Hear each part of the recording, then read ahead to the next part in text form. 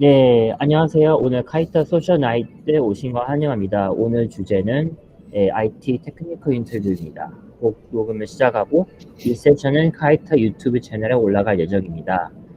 초상권 보호가 걱정되시는 분들은 카메라를 이제 꺼주시길 바랍니다.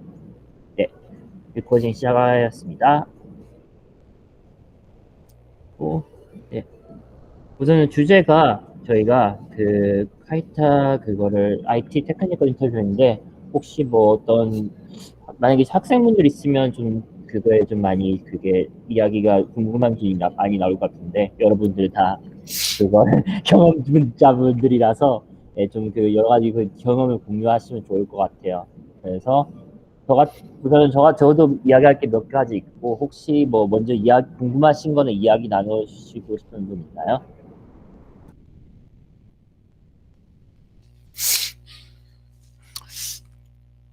예, 뭐, 저는 초상권은 걱정 안 되는데, 카메라가 밑에서 위로 잡혀가지고, 네, 그건 정상되네요. 네. 저도 미국에 와서 1년 반 만에 처음에 취직을 했어요.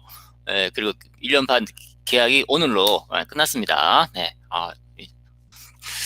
홀가분해요. 네, 저 축하드립니다. 같은 경우에, 예, 그, 우리 카이타 채팅창에서 보면은, 여러 군데 한꺼번에 합격을 해서 막 골라가시는 분들 있는데, 저는 그런 분들이 참 신기하더라고요. 저는 어마어마하게 많이 떨어졌거든요. 네, 그래서 그냥 제 개인적인 경험만 말씀을 드리자면, 일단 처음에 레주메라는 거를 일단 작성을 해야 되는데, 일단 자기 경험을 아무튼 최대한 짧게 한 페이지에서 그러니까 한 페이지 반, 아무리 길어도 두 페이지 내로 끝내게 요약을 딱 해야 된다는 거예요. 그러니까 이걸 보는 사람이 한눈에 확 다 들어올 수 있게, 레주메가 영어로 요약이라는 뜻이더라고요. 예, 그렇게 일단 이 레주메를 최대한 일목요연하게 잘 쓰는 거, 이게 제일 일단 처음 시작이 제일 중요하다고 보고요. 네, 그 다음부터는 자기 일단 주특기가 있을 거지 않습니까? 그럼 그 주특기에 맞게 그 인디드 같은 사이트가 몇 군데, 미국에 몇 군데가 있어요. 예, 이런 게 몇 군데 있으면은, 그러니까 그런 데다가 자기가 자기 주특기를 검색을 하면은 목록이 쫙 나옵니다. 그럼 그런 데다가 한 군데 넣어봐요. 그러면은 그 중에서 거의 대부분은 실제로 그 회사가 아니라, 그러니까 그 갑이 아니라 헤드헌터들입니다. 그럼 그 다음부터 헤드헌터들한테 계속 연락이 와요. 그러니까 그 해당되는 포지션에 의해서. 그러면 그 헤드헌터들이 그 job description이라는 이메일을 보내줍니다. 그럼 이 job description을 보고, 내가 미국에서 취업을 하려면 어떤 분야가 필요하구나. 그럼 거기에 대해서 자기가 부족한 분야를 공부를 하면 돼요. 그게 계속 반복이 되다 보면은 계속 쌓입니다. 그래서 자기가 부족한 거를 서머리를 해서 정리를 해두면은 그 다음에 요거를 전화 인터뷰를 할 때 그때 미리 한번 쭉 갖다 훑어봐요. 그럼 이게 전화 인터뷰를 할 때 좀 도움이 많이 됩니다. 당연히 일단 제일 저한테 제일 힘들었던 건 결국 영어였어요. 영어. 예. 그 무엇보다 전화 인터뷰를 할 때 인도 영어가 너무너무 힘들었어요. 정말. 맨 처음에 인도 영어를 처음 들었을 때는 이게 도대체 이게 클링 언어처럼 들리더라고요. 스타트랙에. 그래서 계속 듣다 보니까 서서히 들리는 아직까지 잘 안 들리거든요. 네. 그래서 일단 기술적인 부분보다는 영어가 제일 더 힘들었다는 거, 제 개인상으로. 네. 그리고 이거를 무한 반복 이메일 이력서 보내고 이메일 받고 잡 디스크립션에 대해서 정리해서 보고 전화 인터뷰하고 1차 간단하게 통과하면 그 다음에 또 기술 면접 보고. 네. 최소한 아주 정말 좋은 회사에 취직한다. 그럼 최소한 3번 인터뷰는 본다고 가정을 해야 됩니다. 예, 그래서 합격을 한다 해도 분명히 최소한 한 달은 걸린다. 아니면 좀 덜 좋은 회사도 분명히 최소한 2번은 인터뷰를 본다. 이런 가정을 해야 됩니다. 그러면 이걸 무한 반복합니다. 왜? 계속 떨어지니까. 떨어지는 걸 무한 계속 반복하다 보면은 계속해서 스킬이 쌓여요. 그러면은 계속 자기가 인터뷰 보는 능력이 계속 향상을 하고 그 와중에서 영어가 늘고 그러다 보면 언젠가는 취업은 합니다. 네. 예, 그러니까 끝까지 버티는 게 제일 중요하다고 생각해요. 그래서 저는 오늘로써 제가 미국의 첫 번째 직장에 계약이 끝났지만 다음번 별로 걱정은 안 합니다. 어떻게 해야 되는지 아니까. 네. 그러니까 계속 두드리라는 얘기예요. 아까 그러니까 10번 찍어도 안 넘어가는 그 없이. 근데 10번만 찍으면 안 돼요. 네. 최소한 100번 이상 찍어야 됩니다. 그렇죠. 예, 제 경험이었습니다. 그럼 혹시 그거를 인터뷰 보셨을 때 와이트보딩 같은 거를 적으시면서 코딩 문제를 푸신 건 있으세요? 혹시 뭐 그러면 설명하는 거? 네. 예, 보통 첫 번째 전화 인터뷰에서는 일단 그 질문식으로 간단하게 문답식으로 yes or no 식으로 이런 거 해봤냐? 요 에자일 경험 있냐? 스크럼 경험 있냐? 아니면 그 안드로이드 최신 버전 경험이나 이런 그 yes or no식 질문을 한 경우가 있습니다. 네, 이건 그냥 간단하고요. 두 번째로 기술적으로 그러니까 주관식으로 문제를 던지는 경우가 있어요. 네. 두 번째가 그럴 때는 주관식으로 설명을 해야 되고요. 그리고 보통 그 다음 시험 같은 경우에는 실제로 화면에 코딩 문제를 푸는 그런 식으로 되는데, 그런 거는 그 리트코드 같은 그 코딩 문제 사이트 있지 않습니까? 거기에서 검색을 보면은 그러니까 파가라고 하죠. 네, 그 페이스북, 구글, 그 애플, 아마존 이런 회사에서 주로 많이 물어보는 그런 코딩 문제들이 다 있습니다. 그런 걸 많이 해보면은 거의 웬만하면은 거의 비슷한 문제가 거의 출제가 될 겁니다. 그래서 그것도 많이 그런 문제들을 중점적으로 해보면은 한 100개 정도만 풀면은 충분히 가능하지 않을까 싶어요. 네. 100개 정도? 그럼 만약에 처음에 대학교를 졸업하시는 분들이, 학생들이 컴퓨터 사이언스 있으면 제일 가고 싶어 하는 회사들 있잖아요. 뭐 네네. 구글, 아마존, 마이크로소프트 이런 회사들. 대부분 그런 게 많이 꿈을 꾸시고 가시려고 하는데, 그런 회사들 가게 될 때 준비하는 시간이 한 100개 정도 문제 정도 풀면 괜찮다고 생각하세요? 아니면 좀 더 시간을 가지고 하는 게 좋을 거라고 생각을 하세요? 일단 보통 저 같은 경우에는 경력으로 들어갔기 때문에 그 대학생들하고는 좀 경우가 좀 다를 수가 있겠죠. 근데 요즘 삼성도 그렇고 거의 그 대기업들이 신입을 대학생 이제 막 졸업한 신입들을 뽑는 경우에는 실전 기술보다는 아무래도 그러니까 코딩 문제를 요구하는 경우가 좀 많습니다. 그래, 그게 실전에서는 그렇게 도움은 되진 않지만 아무래도 회사 입장에서는 이 친구가 얼마나 머리가 좋은가, 그리고 어디까지 얼마나 노력을 했는가, 그런 걸 판단하는 데 좋다고 봐요. 그래서 저 같은 경력이 아니라 신입 같은 경우에는 아무래도 그 리트코드에 시간을 좀 많이 할애를 하는 게 분명히 좋은 회사에 들어갈 수 있는 그나마 좀 좋은 방법이라서 될 거라고 생각합니다. 네. 그 남수님하고 행크 부인님 어떻게 생각하세요? 만약에 아무래도 좀 그거를 바로 들어갔을 때 첫 직장이신 것 같은데 조금 도움이 되는 팁이나 준비하신 과정에 대해서 나눠주실 수 있으면 좋을 것 같아요. 우선 저 같은 경우는 리코드 한 200개 이상 풀었던 것 같고요. 그리고 제일 충격받았던 게, 저는 그 학교 내에서 다른 중국인 유학생과 막 인터뷰를 해서 준비를 했었는데, 제일 충격받았던 거는 자기 친구가 피츠버거에 있는 유니버시티 카네기 멜론이라는 아주 좋은 CS 학교에서 메스터스 과정을 밟고 있는데, 그때 당시만 해도 리코드가 700개, 800개 문제가 전체가 그 정도였을 텐데 그거를 3번 다 풀었대요. 그리고 그거 듣고 저는 반성하게 됐어요. 근데 그 친구는 또 페이스북에 그 인터뷰 당시에 떨어가지고 한 문제를 놓쳐서 인턴십 못 받아, 다행히도 핀터레스트를 받았대요. 그래서 그 리코드를 몇 문제 풀어야지 이 정도 갈 수 있냐, 이게 아니라 그 친구를 보고 정말 독하게 마음먹으면 갈 수 있다고 생각합니다. 네, 역시 그 코딩 문제가 제일 중요하다는 네. 그런 말씀이네요. 네. 맞습니다. 그리고 실제 면접 보기 전에 다른 친구들과 1대1로 막 인터뷰 하는 게 정말 중요하다고 생각되는 게, 한 번은 내가 인터뷰어가 돼보고 한 번은 내가 인터뷰어가 돼봐서 내가 인터뷰어를 돼본 입장에서 어떻게 하면 인터뷰어가 이렇게 해야지 잘할 수 있는지 느낄 수 있기 때문에 이렇게 연습을 해보고 하면 좋을 것 같습니다.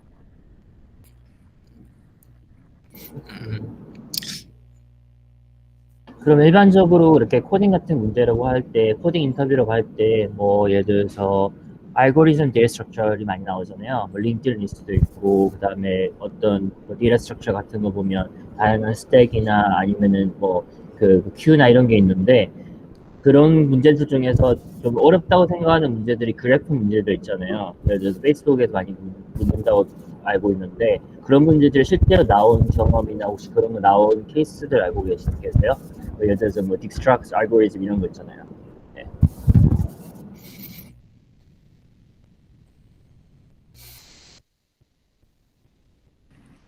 저 같은 경우는 그래프 문제 많이 나왔고요. 다이내믹 프로그래밍 한 번 나왔었는데 그거는 골드만삭스 인턴십 볼 때 한 번 나왔었고, 그래프 문제를 푸는데 그거를 이제 스케일러블 시스템에 스케일업 됐을 때 어떻게 하면 이 알고리즘을 그래도 동작을 할까 문제 없이, 그리고 어떻게 하면 스케일업을 했을 때 너가 임플리멘트한 알고리즘이 어떻게 그때도 작동을 할 수 있을까, 이런 심화적인 문제들이 많이 나오기 때문에 문제를 푼 다음에도 만약에 내 시스템에 10,000명의 유저가 10만 명이 되고 1 밀리언 유저가 들어왔다고 했을 때 어떻게 하면 계속 돌아갈 수 있게 할 수 있을까 고민해보는 게 좋을 것 같습니다. 질문에 조금 발벌됐는데 어쨌든. 네, 감사합니다. 혹시 남수님은 좀 그게 좀 다른 걸 하고 계시지만 좀 도움이 될 수 있는 팁 같은 건 알고 있나요? 그 테크니컬 인터뷰 같은 거? 또 경험 같은 거 나누셔도 좋으실 것 같고. 네. 네, 저는 지금 서포트를 하고 있는데요. 좀 그래서 개발자라고 좀 다른 점은 있지만, 저 같은 경우에는 리트 코드 이런 것보다는 거의 이런 상황에서 기술적으로 어떤 문제를 해결해야 되는지, 어떻게 해야 문제가 해결되는지 이런 걸 많이 물어보고 답변을 하는 것 같아요. 그래서 그렇게 문제가 나왔을 때 기술적으로 풀리는, 이렇게 다 물어보면은 이 사람이 그걸 아는지 모르는지 딱 답이 나오거든요. 그래서 그런 걸 통해서 결정을 하는 것 같아요. 근데 그게 신입한테도 그게 그런 문제가 가능한가요? 경력이라면은 분명히 그럴 수도 있는데 그 신입이 그 실전에 대한 그 감각을 그렇게 질문해서 풀어낼 수 있을까요? 일단 신입도 어떤 문제 해결이라 봤을 때 논리적으로 말이 되는지가 제일 중요한 것 같고요. 일단은 그 기술적인 걸 몰라도 논리적으로 말이 되면은 얘가 기술적인 그런 지식은 없지만 논리적인 사고가 되는 애구나라는 건 알 수 있죠. 음,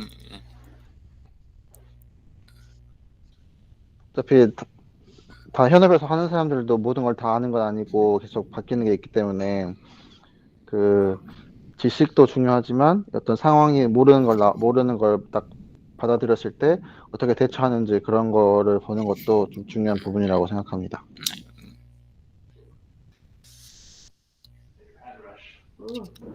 저 같은 경우는 제가 하나 그 링크를 나누고 싶었던 게 있어서. 네, 잠시만요.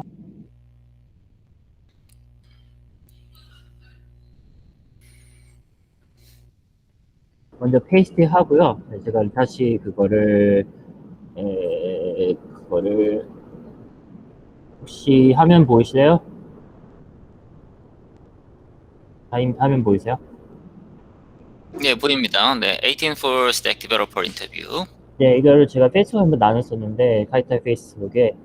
예, 우선은 뭐 기본적으로 코딩 인터뷰도 있고 경험 인터뷰 다 다르겠지만 아무래도 좀 저도 그러니까 뭐 페이스북 인터뷰하고 아마존 인터뷰 코딩 위주로 예전에 그거 대학교 때 본 적이 있는데 지금은 조금 다른 일을 하고 있잖아요. 아시는 분들 아시겠지만 컨설팅 일을 하고 있고, 그래서 솔직히 코딩 같은 경우는 안 한 지 꽤 됐어요. 물론은 뭐 요즘에도 그런 프로그래밍은 하지만 뭐 코딩, 뭐 알고리즘, 데이터 스트럭처 이런 쪽은 그거 깊게 안 하니까 일반적으로 소프트 스킬이 더 중요한 좀 컨설팅을 하고 있고요.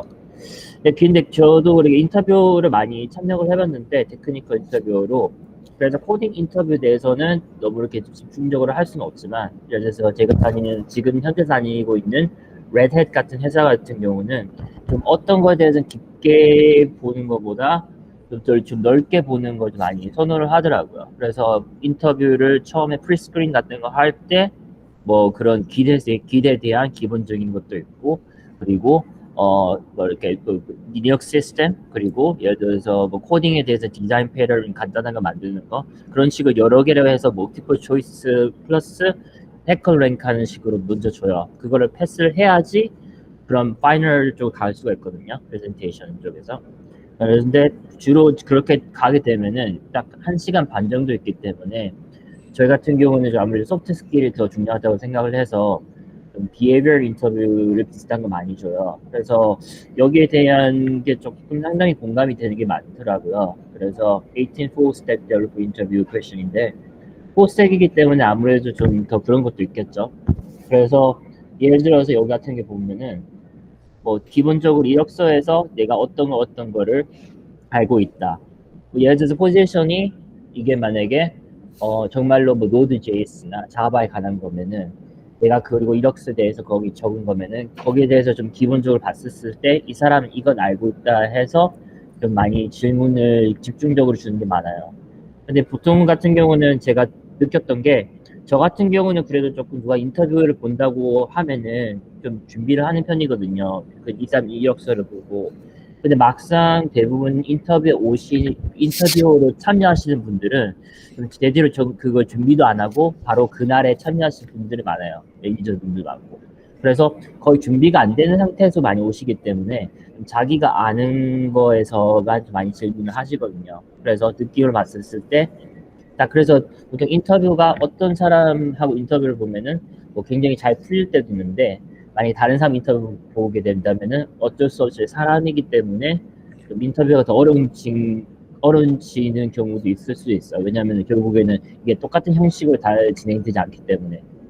그래서 어차피 사람들마다 다 다른 거고. 근데 여기서 기본적으로 물어볼 수 있는 거는 일종의 뭐 코딩 인터뷰도 있는데, 제가 알고 있는 코딩 인터뷰는 와이트보딩 같은 거, 예를 들어서 마이크로소프트나, 저도 마이크로소프트 인터뷰 온사이트 가서 해본 적이 있었는데 대학교 때 보통은 그렇게 원 풀 세션을 하고, 보통 그거를 아침에 일찍 가서 9시 시작해서 저녁에 한 4시 정도까지 해서 점심시간 중간 있고, 그렇게 4번 정도 인터뷰를 보더라고요. 만약에 그거를 첫 번째 인터뷰 패스하면 파이널 인터뷰를 그렇게 보더라고요. 그럴 때는 각각 그거 인터뷰하고 직접적으로 이렇게 그거를 코딩 문제를 물어보면 생각을 해보고 적어가면서 하는데, 이럴 때 같은 경우는 제일 중요한 게 뭐라고 하냐면, 그거를 단순히 문제를 풀고 적는 게 아니라 조용히 있으면 절대 안 되고, 하는 거를 내가 생각하는 거를 그대로 적어야 된다고 말씀하시더라고요. 그래서 그런 거를 많이 연습을 해야 될 것 같고, 그래서 그거를 문제를 풀면서 말하는 게 되게 중요한 것 같아요. 진짜 코딩 인터뷰는. 그런데 뭐 제너럴 퀘션, 이런 일반적인 그런 케이스 인터뷰 같은 경우는 예를 들어서 예를 들어서 first question이 why do you say it was your best implementation experience 같은 경우 물어봤다고 하면은 그랬었을 때 대부분 경험 위주로 했을 때 제일 좋은 대답이 나와요. 그래서 경험이 없으신 분들은 이럴 때 좀 뭔가가 설명하기가 힘든 경우가 많더라고요. 그래서 제일 좋은 거는 좀 스토리식으로 설명을 하는 거고, 내가 어떤 걸 했었는데 그렇기 때문에 어떻게 했었다. 그리고 거기에 대해서 어떤 걸 또 배웠었고, 어떻게 그런 걸 사용을 했고, 그래서 뭐 그러면은 follow question이 그러면은 뭐 what do you think it will be best? Will be something way to improve later. 그러니까 어떻게 더 향상할 수 있는 게 있냐고 물어보면은, 또 거기에 대한 또 질문을 또 대답을 할 수가 있고, 그런 면에서 좀 이런 게 좀 백앤포드 핑퐁식으로 많이 가는데 이런 거 같은 경우는 좀 경험이 참 중요한 것 같아요. 왜냐면 경험을 했고 뭔가를 할 수 있으면 여기에 대한 대부분 질문을 온다고 하더라도 좀 그거를 자기 경험에 비춰서 대답을 할 수 있는 것 같더라고요. 네. 그래서 뭐 problem solving question 같은 경우도 예를 들어서 예를 들어서 how to debug and resolve site issue라고 하면은 예를 들어서 진짜 디버그를 한 경험이 있어야 되고 그러면은 디버그한 경험이 없다고 하면은 일종의 그거를 대답을 할 수가 힘들잖아요. 그래서 그런 경험이 참 중요한 것 같고 네, 이런 면에서 여러 가지 좀 경험을 많이 쌓는 게 중요하다라는 게 경험이 제일 중요하고 설명을 잘할 수 있는 것도 중요한 것 같아요. 네. 네, 경험이 없으면 소설을 써야 되는 좀 안 좋은 상황이 나오는 것 같아요. 그렇죠. 제가 다시 들어왔는데 링크가 안 보여가지고 한번 다시 나눠주시면 감사하겠습니다. 네, 알겠습니다. 네. 그거를 링크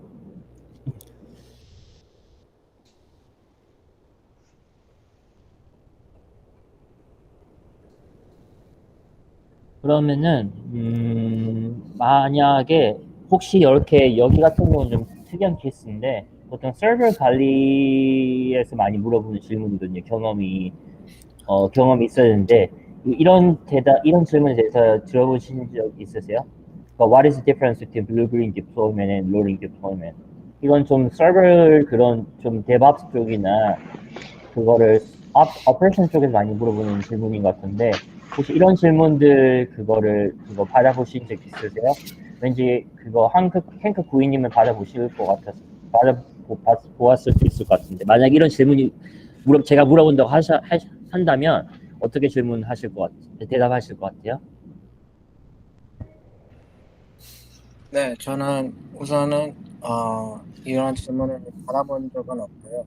네. 만약 이런 질문이 온다면 잘 모르겠다고 할 것 같습니다.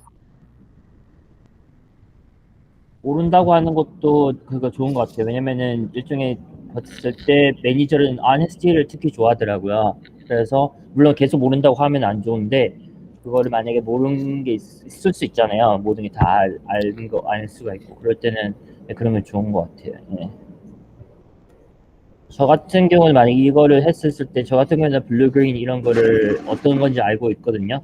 뭐 예를 들어서 블루 그린이 그게 캐나리 디플로이먼트라는 그 개념과 비슷한데 그린이 그린 존의 그린이란 뜻이거든요. 블루는 좀 그런 레드 존은 아닌데 좀 비슷한 레디 스테이트 같은 거예요. 그래서 그러니까 어플리케이션 배포를 할 때 아니면 서버를 배포를 할 때 그린 같은 경우는 이게 좀 safe to go 그러니까 ready to deploy 이런 식이라서 그거를 그렇게 하는 스테이트를 일종의 레드 스테이트나 블루 스테이트가 분리를 하는 거죠. 그래서 그걸 업그레이드를 하거나 패치를 하고 디플로이 한다고 했었을 때 이게 어떻게 하면 안전하게 할 수 있냐 거기에 대해서 좀 많이 그런 관련이 있거든요. 네, 그래서 롤링 디플로이먼트도 비슷한 시기거든요. 네, 그래서 네, 그런 내용이에요. 네.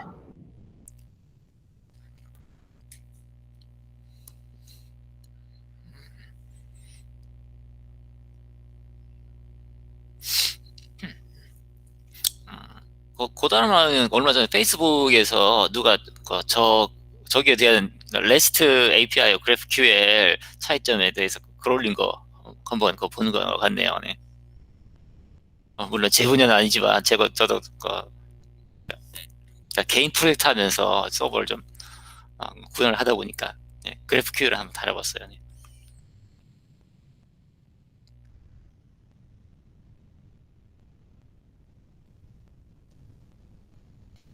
백그라운드 노이즈가 좀 있어서 그러면 이거 같은 경우는 어떻게 대답하실 것 같아요? 좀 이렇게 많이 물어볼 수 있을 것 같은데 what strategy should you pick up for measuring the success of a new feature이라고 하잖아요. 그러면은 질문이 좀 헷갈릴 수가 있는데 이럴 경우에는 혹시 대답을 어떻게 하실 것 같아요?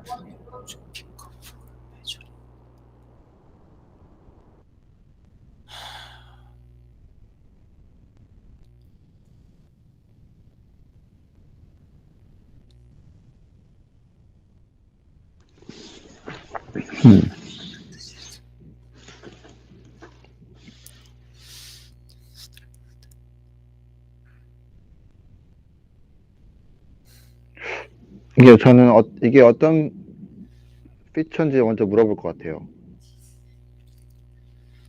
모르는 게 피처가 있으면 예, 클래리피케이션 하는 건 좋은 것 같아요. 예. 네, 뉴 피처가 어떤 건지 한번 물어보면은 그 사람들도 어떻게 설명을 하겠죠? 그러면은 이게 어떤 목적을 가지고 만든 피처인지, 그리고 회사 측에서는 어떤 걸 원하는지 그런 걸 좀 들어보면은 그래도 이 사람들이 어떤 문제를 해결하기 위해서 이걸 만들었을 테니까 그 문제가 해결되는 것을 조금 내가 생각을 해보고 이 정도면은 고객도 좀 문제가 해결됐다고 생각을 하겠다라는 정도로 말할 것 같아요. 좋네요.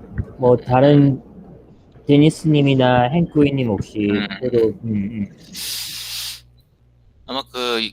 아마 보통 이런 그 클라우드 쪽에서는 안정성에 대해서 아마 물어볼 그 안정성을 중요시 할 것 같은데 저 같은 경우는 모바일 쪽이다 보니까 그러니까 모바일 쪽은 스트레스 테스트는 별로 중요하진 않고 사용자가 어떤 조작을 그러니까 예상치 못한 조작을 했을 때 돌발적으로 그 예상치 못한 문제가 발생되는 거 이걸 조회해야 되거든요. 그러니까 나오지 말아야 될 화면이 확 튀어나오든가 아니면 최악의 경우에는 앱이 죽는다든가 이런 경우를 피하는 게 중요해요. 이게 모바일하고 그 서버하고 좀 차이점인데 저런 경우에는 아무래도 QA의 도움이 제일 많이 절실합니다. 그래서 QA도 똑같은 일을 해도 신입하고 경력이 많은 QA의 차이점은 정말 예상치도 못한 이것저것 눌러봐가지고 개발자들은 도저히 생각해낼 수 없는 그런 희한한 상황을 만들어서 예상치 못했던 그런 이슈를 발견을 해내는 거죠. 그래서 저라면은 경력이 많은 QA에 도움을 받는 게 도움 좋다고 생각해요. 이 모바일인 경우에. 네네. 예. QA도 좋고, 네, QA 같은 게 좋고, 저 같은 경우는 이런 문제를 봤었을 때, 아까 전에 좀 경험 위주로 하는 게 그게 좀 도움이 됐다고 했잖아요. 그래서 보통 그걸 인터뷰를 본다고 할 때, 제가 그러니까 인터뷰를 컨덕트 한다고 할 때, 이렇게 했을 때 좀 좋은 앤서라고 보는 거는 우선 경험 위주로 레이트 하는 건데, 일반적으로 그걸 어떤 어플리케이션을 개발한다거나 아니면 회사에서 서비스를 운영한다거나 보통 그런 주요 목적은 다 같더라고요. 결국에는 비즈니스고 페이스북도 비즈니스고 마이크로소프트 비즈니스고 레드햇도 비즈니스잖아요. 그래서 GM도 비즈니스고 이랬는데 보통은 그 비즈니스 하는 목적들이 일반적으로 컨설팅을 일하다 보면은 결국에는 어떻게 하면은 스테이크홀더들을 만족시키냐 그게 제일 중요하더라고요. 그래서 결국에는 뭐 어플리케이션 만들었을 때 엔드 유저들이 스테이크홀더가 될 수가 있고 아니면은 그거를 프로젝트를 담당하는 어떤 디렉터나 그런 사람들이 스테이크홀더가 될 수가 있고 그래서 스테이크홀더가 누군지가 중요하기 때문에 보통 했었을 때 successful한 그런 어떤 프로덕트가 어떻게 되어 있는지 그걸 측정할 수 있는 게 중요한 것 같아요. 그래서 일반적으로 그거를 스테이크홀더 제일 먼저 염두에 주고 좀 에자일식이나 그런 피처 오리엔티드 일종의 메저먼트 같은 거를 사용을 해서 그런 델리버리 하는 거를 만드는 거죠. 그래서 에자일이나 데브옵스 같은 걸 사용을 하면 이런 게 좀 워터폴 하지 않고 워터폴 쪽을 만들지 않고 좀 그 델리버리를 브레이크다운해서 그러니까 짧게 델리버리 하는 게 가능해지거든요. 그래서 그런 식으로 어쩌의 계획을 잡고 그 다음에 메저먼트 하는 경우 같은 경우는 제 생각에는 일종의 매트릭을 보였을 때 어떻게 실제 델리버리에 그런 거에 대해서 그런 거를 그거를 어떤 플랜했던 계획했던 거에 대해서 이게 내가 그걸 셀스페이션 됐는지 그거에 대해서도 그게 대해서 이렇게 메저를 할 수가 있고요. 뭐 태스크 레벨 쪽을 만들어서 아니면은 일종의 아까 전에 그걸 데니스님 말하신 것처럼 동무님 말씀하신 것처럼 Q&A 같은 게 테스팅 같은 거를 사용을 하면 일종의 컴패리슨 할 수가 있잖아요. 이렇게 테스트를 해서 이게 그 답이 나왔는지 그리고 이게 fail인지 success인지 그런 식으로 해서 좀 일종의 어떤 그런 인스트루멘테이션 식으로 메저먼트를 좀 그거 퀀티파이 해서 그러니까 숫자로 바꿀 수 있게 잡는 게 중요한 것 같아요. 왜냐면은 그거를 전체적으로 한 거는 비즈니스 골이나 이런 거는 좀 일종의 하이 레벨을 잡되 그거를 좀 계획을 잡고 나중에 그때 실제적으로 매저를 하는 거는 매출식으로 잡는 보통 이게 좋은 것 같더라고요. 저는 그런 네, 네.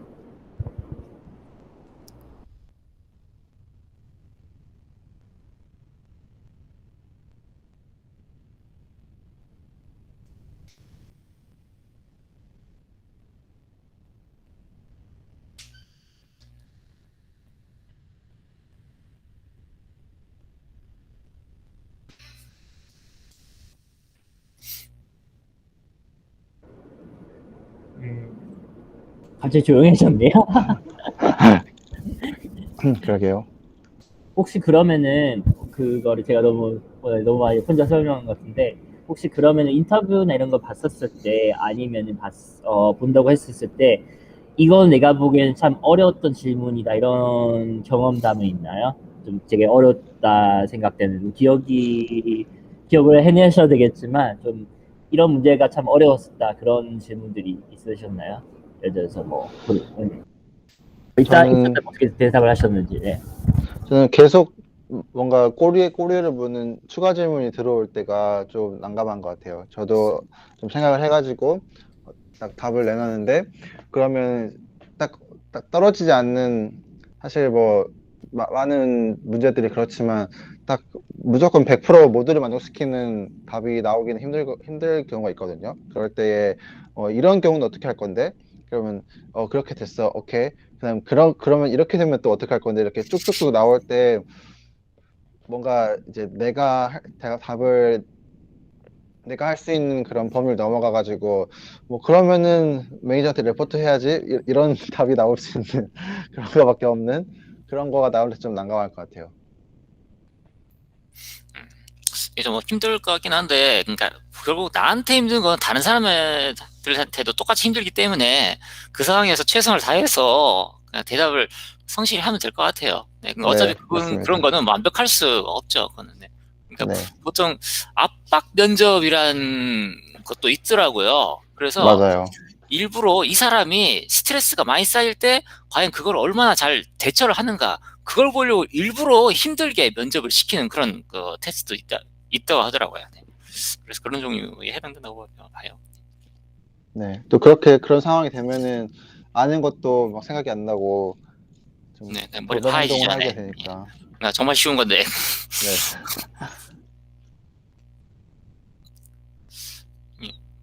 저도 그 경력으로 면접을 볼 때도 상당히 좀 가끔씩 황당한 거는 정말 그 그냥 바로 검색하면 바로 나오는 거, 아주 단순한 거, 이런 거를 질문을 할 때, 아, 이런 면접이 무슨 의미가 있을까? 그러니까 어차피 그 코딩이 많이 한다고 잘하는 것도 아닌데 왜 이런 면접을 볼까? 예, 그러니까 좀 그 답답할 때가 있어요. 그러니까 그냥 바로 구글링 해버리면은 쫙 나오는 정보를 묻는다는 거는 좀 어쩔 수 없는. 그러니까 그 면접관의 입장에서는 이 사람을 바로 시켜서 그러니까 한 3개월에 같이 일을 해보면은 제일 확실한데 그럴 수가 없으니까 단 30분 만에 파악을 하려고 하다 보니까 그러니까 가능한 그 많은 지식을 물어보는 거겠죠. 네. 그렇죠. 그래서 저는 그 면접을 보실 때 하려고 보지 말고 그러면 너무 긴장이 되니까 뭐 하나 배운다라는 생각을 하고 면접을 봤으면 좋겠어요. 저 같은 경우에 하도 많이 떨어져 봤기 때문에 면접을 한번 보고 나오면은 아, 내가 이번에는 요런 문제에서 막혔구나. 그리고 그걸 리스트업을 해서 검색을 해가지고 그걸 정리를 해요. 그럼 다음번에 면접 볼 때 그거 한번 쫙 읽고 다시 면접을 보는 거죠. 그러면 또 모르는 게 나와요. 그럼 또 검색해서 그 팁이 하나 더 추가가 되죠. 이런 식으로 하나씩 배운다라는 그런 자세로 면접을 봤으면 좋겠어요. 네. 사실 저도 아까 그 단순하게 검색하면 딱 나오는 거를 물어본다는 거를 저도 한번 생각을 해봤었는데, 근데 사실 그게 어떤 엔트리 레벨한테는 그냥 알고 모르는 거 차이겠지만 그게 이제 여러 개가 쌓이고 좀 경험이 있어야 대답할 수 있는 거라면은 그거로도 아, 이 사람이 이 정도까지 해봤구나라는 걸 좀 알 수 있는 것 같고 또 사실 일을 하다 보면은 그거 알고 모르는 것 자체가 여러 개가 쌓이면은 또 검색해보는 것도 시간이고 하다 보니까 효율성에서도 좀 차이가 많이 나는 것 같아요. 그래서 어떤 질문인지 질문 깊이에 따라서 또 yes or no가 중요할 부분도 있는 것 같아요. 단답형이 중요한 부분도 있는 것 같습니다. 네네.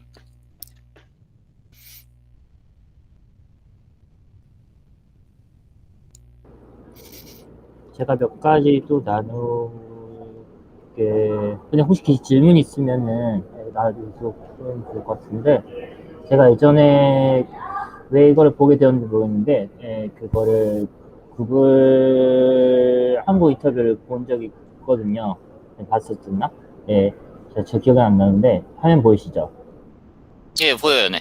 아까 전에 이야기했을 때 제가 이거 링크를 나눌게요. 이미 알고 계신 분들도 있겠지만, 보통 이거 했을 때, 보통 여기가 이게 짧은 10분 정도더라고요. 이게 좀 요약이 잘 되어 있는 것 같아요. 그래서 어떤 질문을 물어봤을 때, 여기서 여기 2분 정도 그거를 말하는 거는, 단서로 아나그램이라고 합니다. 똑같은데 그 단어 아니 알파벳 순서들이 바뀐 두 단어를 아나그램이라고 한다는 거죠. 예, 그렇죠. 네. 그래서 이 사람이 어떤 질문을 물어봤거든요. 면접관이. 그런데 이 사람은 아까 남수님 말씀하신 것처럼 여기에 대한 질문이 잘 이해가 안 되거나 확실하지 않을 수가 있잖아요. 그러면 항상 보통은 이게 어떤 뜻인지 먼저 이해를 하는 질문을 물어보는 게 좋더라고요. 그냥 다 그게 내가 답을 안다고 질문하는 것보다. 그리고 그러다가 계속 질문을 물어봐다가 이해가 되었을 때 그 화이트 보딩으로 가서 이렇게 진행을 하는데, A를 세팅을 이렇게 중간중간에 이렇게 설명을 하더라고요. 그래서 왜냐면 생각하는 프로세스 그거를 말하면서. 그래서 여기 부분에는 행크 구이님이 많이 공감하실 것 같아요. 왜냐면 이런 거 많이 그거 해보셨을 것 같아서.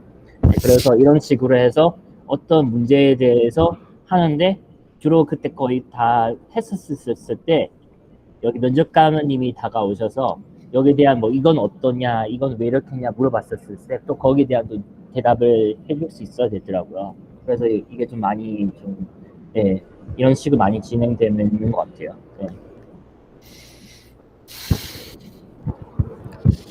이거 저도 봤었는데요. 네. 이거 굉장히 이 사람이 인터뷰를 잘했던 걸로 기억합니다. 근데 제가 여기서 더한 전략은 첫 번째로 브라이언님이 말씀하신 이제 클래리피케이션 질문을 하고, 그리고 코드를 쓰기 전에 내 생각들을 정리해서 약간 블랙 포인트를 보드에다 적고, 그 다음에 코드 적기 전에 내 테스트 케이스들을 몇 개, 두세 개 정도를 보드에다 적어 놓고 저는 코딩하기 시작합니다. 그런 다음에 코딩을 하면서 여유가 생기면 그 한 줄 쓰면서 설명을 하고, 내가 이 코드는 이거 내가 아까 블랙 포인트 이 부분을 임플리멘트 하고 있는 거다 이렇게 설명하면서, 코드 임플리멘테이션이 끝나면 이제 내가 만든 테스트 케이스로 이제 한번 넣어볼게 하면서 인터뷰한테 보여주면 굉장히 좋아하더라고요. 그렇게 하니까. 그래서 저는 여기 이 사람이 굉장히 잘했는데, 저는 이제 여기서 몇 가지 전략을 더했습니다. 그러면 처음에 이렇게 문제를 푸실 때 수도 코드로 먼저 보여주세요? 아니면은 그럼 직접 아시는 예를 들어서 자바나 뭐 C++이나 먼저 바로 직접적으로 코딩으로 가시는 거예요? 저는 우선은 예를 들면 어떤 데이터 스트럭처를 써서 이 그래프 알고리즘을 써서 풀고 싶다. 그렇게 하면 타임 컴플렉스는 이만큼 나오고 스페이스 컴플렉스는 이만큼 나올 것이다 라고 이렇게 하이 레벨하게 말로 설명을 해서 인터뷰어가 고개 끄덕이고 동의를 하면, 그 다음부터 저는 수도 코드를 안 쓰고 바로 코드로 옮깁니다. 그게 시간 절약하는 데 더 좋고 빠르기 때문에 수도 코드는 쓰지 않습니다. 수도 코드는 안 쓰는군요. 네. 그 혹시 만약에 문제가 풀려고 하는데 이게 좀 중간에 시간이 없어서 막히신 적 있으세요? 그럴 경우가 많은데 그럴 경우에는 그냥 브루포스 방법을 브루포스란 내가 생각할 수 있는 최악의 타임 컴플렉스로 문제를 푸는 방법이라고 생각하시면 되는데 그거를 천천히 인터뷰한테 말하면서 내 한편으로는 다른 솔루션을 계속 생각하고 있습니다. 그래서 그런 경우는 별로 없었던 것 같습니다. 인터뷰 아주 잘하시는 것 같아요.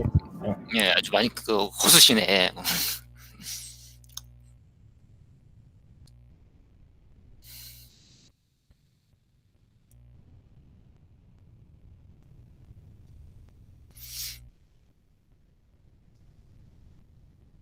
또 하나 나누고 싶었던 게 저희가 조금 마무리할게요. 아무래도 이게 컨티뉴 할 수가 있으니까 또 금요일이다만큼 제가 그때 아마존 인터뷰 같은 경우는 아마존은 아예 이거를 인터뷰 사이트 만들어놨더라고요. 어떻게 인터뷰 보는지 아시는 분도 있겠지만 그래서 좀 이거를 온라인 어플리케이션을 어떻게 보는지 뭐 예를 들어서 카버리를 어떻게 업데이트해야 되는지 그런 걸 아주 자세하게 만들어놨더라고요. 다 보지도 못했는데 많이 도움이 될 것 같아요. 그래서 왜냐면은 좀 이게 일종의 뭐 STAR이라고 해서 Situation, Task, Action, Result 이런 식으로 하기도 하고 Tips for Great Answer 같은 것도 하기도 하고 이런 식으로 좀 형식이 있잖아요. 형식이 있고 그거에 대해서 대답을 하고 인터뷰를 한다면 좀 많은 좋은 결과가 나오지 않을까라는 생각이 듭니다.